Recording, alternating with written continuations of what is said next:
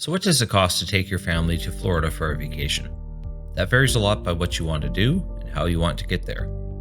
This video series goes over a typical family vacation for a group coming from further away, specifically Canada, where you want to stay in Florida for more than a week. Each video will cover a different slice of our cost pie, so go to my channel to check them all out. If you're planning a trip to Disney World and are coming from somewhere further away, then here are some ballpark figures and facts to consider based on an actual family trip in late 2022. Being the single biggest cost category at just under $3,500 US, we have the park tickets. These are your admissions to the actual parks like Disney, Universal, and so on. So this could easily be the single biggest cost category that you will have on your trip. The big theme parks are amazing and they charge accordingly. There are a few things you can do here. First, I would suggest picking one company and buying all your park tickets for that brand, if you know what I mean.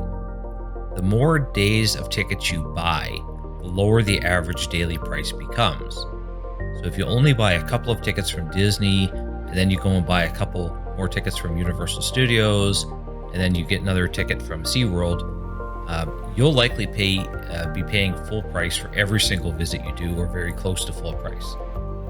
On the other hand, if you buy like 7 or 8 or 9 days of just Disney park passes, the cost per day drops to about half compared to just a walk-up single day admission. The downside to this is that you'll only be doing one brand of park, but all these parks have so much to offer, I don't think you'd regret it. Next, know what type of ticket you want to buy and don't pay extra for something unless you know you're going to use it.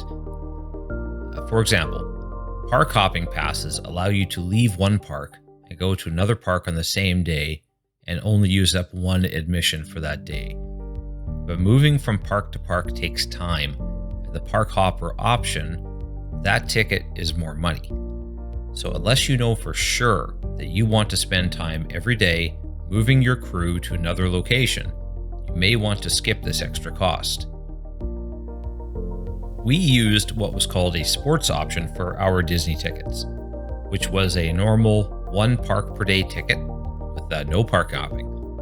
But the sports option had a bonus visit to a quote-unquote sport facility for each park admission day that we purchased. So this basically doubled our admissions.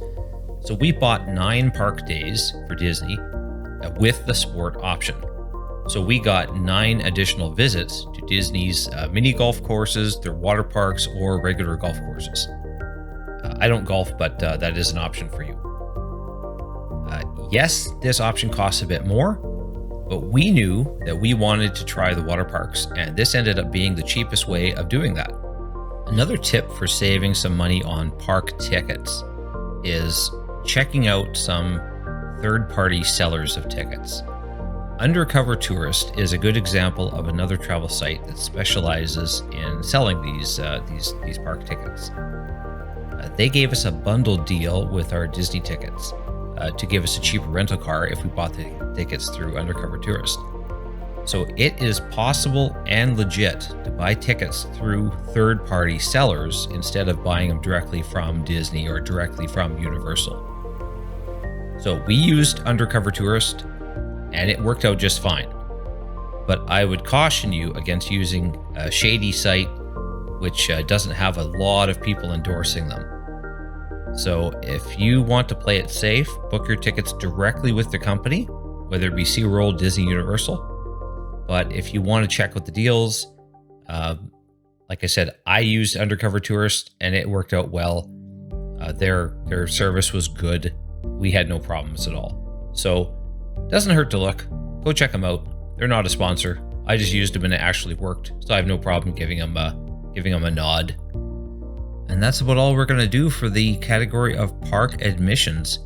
This is going to be your single biggest cost, more than likely. So make a wise choice about what you want to do. Don't buy more than you think you're going to use. And remember that in your schedule, you're going to have to budget in some down days. You're going to burn out if you're going for a longer trip You're going to be there for a couple weeks. You want to get as much of this in as you can because this is kind of a once or twice in a lifetime kind of trip for you. I get it, but trust me, you will burn out. There is a lot of stuff to see and do, a lot of walking. You can't keep up the pace 14 days straight. So if you're there for 2 weeks, don't think that you're going to be budgeting for like 12 days of park passes. You're never going to get there. Plan for having a down day every so often just to relax at the pool or something. So you don't have to buy as many park passes as what you think you might have to buy. Okay, if these videos are helping you, hit like and come check out the other ones. Thank you.